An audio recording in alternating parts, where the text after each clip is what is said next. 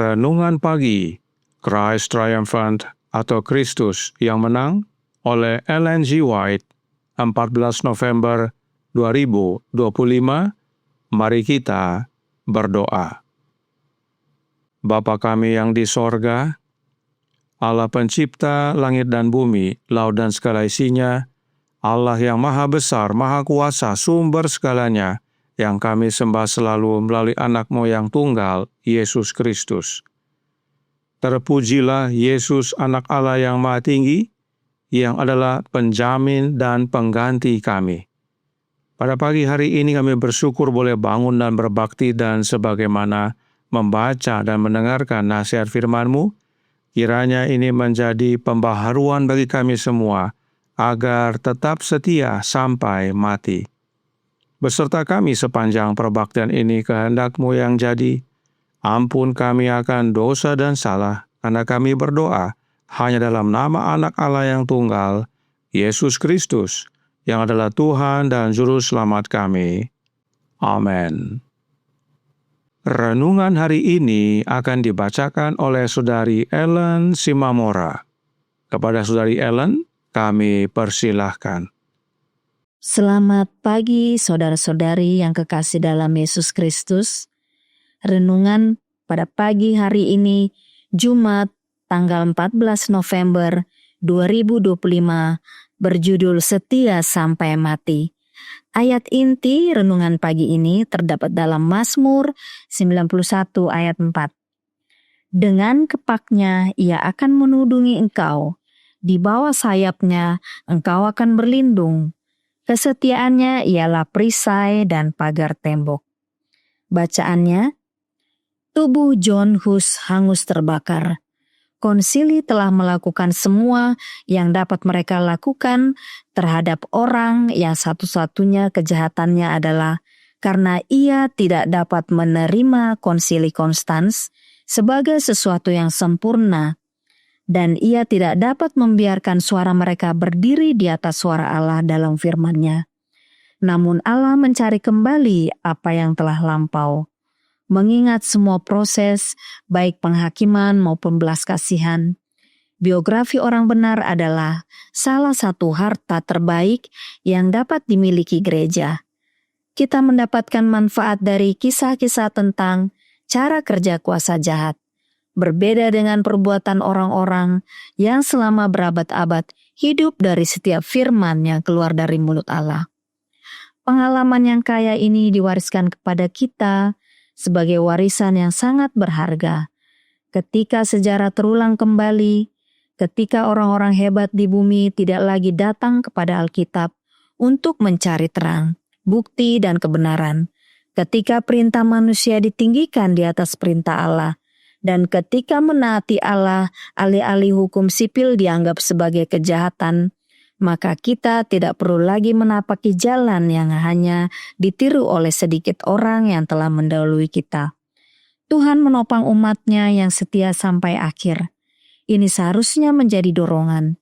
Ini seharusnya memberikan keyakinan kepada orang benar di segala zaman, bahwa Tuhan tidak berubah. Dia akan menyatakan kasih karunia dan kuasa-Nya bagi umat-Nya di zaman ini, sebagaimana yang telah Dia lakukan di zaman-zaman lampau. Pernyataan firman Allah dan keakuratan yang dengannya Dia telah menjadikannya baik dalam sejarah, berpadu memberi kita kepastian dan pengajaran yang sangat berharga. Dalam pengalaman Hus, ia menjadi saksi sebuah monumen yang didirikan menarik perhatian dunia kepada janji, hendaklah engkau setia sampai mati, dan aku akan mengaruniakan kepadamu mahkota kehidupan. Terdapat dalam Wahyu 2 ayat 10. Tercatat dalam sejarah bangsa-bangsa, John Hus hidup, perbuatan salehnya, dan imannya yang teguh, kehidupannya yang murni, dan kepatuhannya yang sungguh-sungguh terhadap kebenaran yang telah disingkapkan kepadanya. Semua ini tak akan ia serahkan, bahkan untuk diselamatkan dari kematian yang kejam. Kematian yang penuh kemenangan itu disaksikan oleh seluruh sorga, oleh seluruh alam semesta. Setan meremukan tumit keturunan perempuan itu, tetapi dalam tindakan Hus, ia meremukan kepala setan. Benteng-benteng sorga dipenuhi kerumunan besar malaikat yang menyaksikan konflik manusia dengan pangeran kegelapan. Dengan penuh minat, mereka mengamati untuk melihat apakah anak Allah yang dilecehkan, dibingungkan, dianiaya, dicela, difitnah, dan dikutuk seperti halnya sang guru akan mencari kekuatan dari sorga. Sorga menantikan tuntutan kita atas sumber dayanya. Dikutip dari manuskrip 38 tahun 1887. Demikianlah renungan pagi kita pada pagi hari ini, saudara-saudari. Tuhan Yesus memberkati. Terima kasih atas penata layanan Saudari Ellen. Tuhan Yesus memberkati. Selamat pagi saudaraku dalam Tuhan. Semuanya bermula saat John Huss membaca tulisan John Wycliffe yang dibawa oleh Jerome. The Great Controversy halaman 99 paragraf 2 berkata, seorang warga Praha, Jerome, yang kemudian menjadi begitu dekat dengan Huss, sekembalinya dari Inggris membawa serta tulisan-tulisan Wycliffe. Karya tulisan tersebut dibaca oleh Huss dengan penuh minat. Ia yakin penulisnya adalah seorang Kristen yang tulus dan cenderung mendukung reformasi yang ia anjurkan. Meskipun tidak disadarinya, Huss telah memasuki jalan yang akan membawanya menjauh dari Roma. Kemudian, ada juga gambar yang dilukis oleh dua orang asing yang datang dari Inggris. Dalam halaman 99 paragraf 3 dikatakan, di tempat terbuka untuk umum, mereka, yaitu kedua orang yang datang dari Inggris tersebut, melukis dua gambar. Satu, menggambarkan masuknya Kristus ke Yerusalem, lemah lembut dan mengendarai seekor keledai, sebagaimana Matius 21 ayat 5 nyatakan, diikuti oleh murid-muridnya dengan pakaian usang dan kaki telanjang. Gambar lainnya menggambarkan prosesi kepausan. Paus mengenakan jubah mewah dan mahkota 3 tingkat, menunggang kuda yang dihiasi dengan megah, didahului oleh para peniup trompet, dan diikuti oleh para kardinal dan uskup dalam barisan yang memukau. Gambar-gambar itu meninggalkan kesan mendalam di benak Huss dan membawanya untuk mempelajari Alkitab dan tulisan-tulisan Wycliffe lebih mendalam. Meskipun ia belum siap menerima semua reformasi yang dianjurkan Wycliffe, ia melihat lebih jelas karakter sejati kepausan dan dengan semangat yang lebih besar mengecam kesombongan, ambisi, dan korupsi hierarki. Namun demikian, John Huss tidak membenci gerejanya, yaitu gereja Katolik. Yang dia tentang adalah The Great Controversy halaman 11 paragraf 2. Yang Huss perangi adalah penyalahgunaan wewenang, bukan prinsip itu sendiri. Hal ini menimbulkan konflik yang hebat antara keyakinan pemahamannya dan tuntutan hati nuraninya. Jika penguasa itu adil dan sempurna seperti yang ia yakini, mengapa ia merasa terpaksa untuk tidak mematuhinya? John Huss percaya bahwa para pemimpin gereja Katolik tidak bersalah, tetapi sebagaimana dia belajar Alkitab dan tulisan Wycliffe, John Huss merasa untuk menentang para penguasa. Sebab masih dalam paragraf yang sama dikatakan, ia melihat bahwa menaati berarti berdosa, tetapi mengapa ketaatan kepada gereja yang tak pernah salah harus berujung pada masalah seperti itu? Inilah masalah yang tak dapat ia pecahkan. Inilah keraguan yang menyiksanya setiap jam. Inilah yang akhirnya menuntun John Huss menentang kepausan. Inilah yang membawa John Huss nantinya ke dalam penjara. Dan dari dalam penjara, John Huss dibawa ke hadapan sidang. The Great Controversy halaman 107 paragraf 2 berkata, lemah karena penyakit dan hukuman penjara, udara lembab dan kotor di ruang bawah tanahnya telah membawa demam yang hampir merenggut nyawanya. Huss akhirnya dibawa ke hadapan dewan.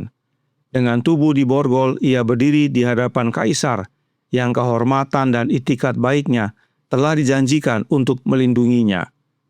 Tetapi pada akhirnya tidak.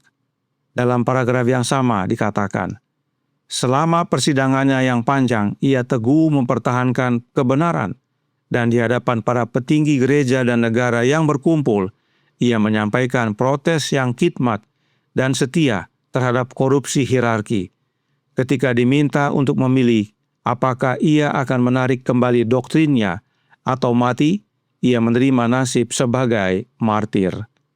Artinya, seperti Martin Luther, John Huss lebih memilih mati daripada menyangkal imannya. Itu sebabnya akhirnya John Huss dihukum dengan dibakar pada tiang bakar. Oleh sebab itu, renungan hari ini berkata dalam Christ Triumphant halaman 325 paragraf 2. Tubuh John Huss hangus terbakar.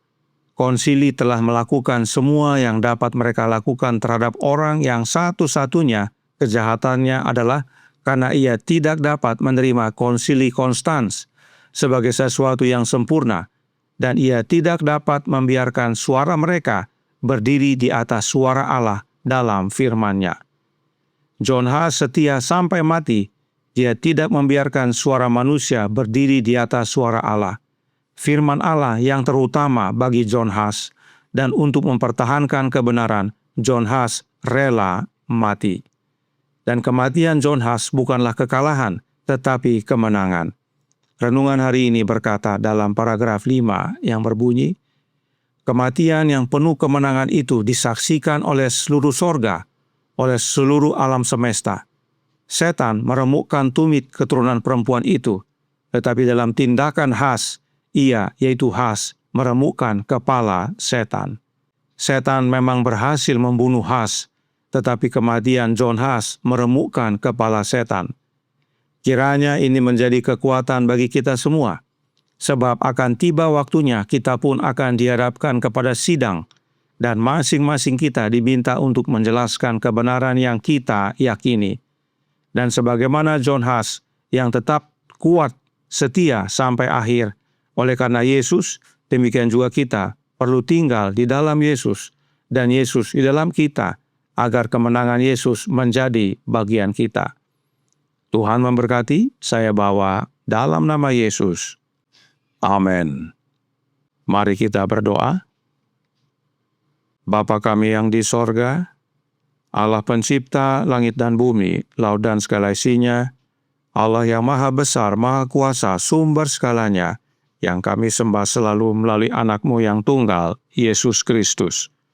Terima kasih atas pekabaran tentang pengalaman kehidupan John Huss, yang tetap setia sampai akhir bahkan sampai mati, dalam mempertahankan kebenaran dan mempertahankan bahwa suara Allah, firman Allah lebih tinggi daripada suara manusia. Karenanya tolong kami ya Bapa, karuniakanlah roh anak-Mu dalam hidup ini, sebab hanya dengan menerima kehadiran Kristus, maka pengalaman John Huss dapat menjadi bagian kami. Kami dapat berdiri teguh sampai akhir, bahkan sampai mati, bukan karena kuat kuasa kami, tapi karena kami tinggal dalam Yesus. Sebab entah hidup atau mati, di dalam Yesus kami menerima kemenangan. Beserta kami sepanjang hari ini kehendak-Mu yang jadi, ampun kami akan dosa dan salah, karena kami berdoa hanya dalam nama anak Allah yang tunggal, Yesus Kristus, yang adalah Tuhan dan Juru Selamat kami. Amin.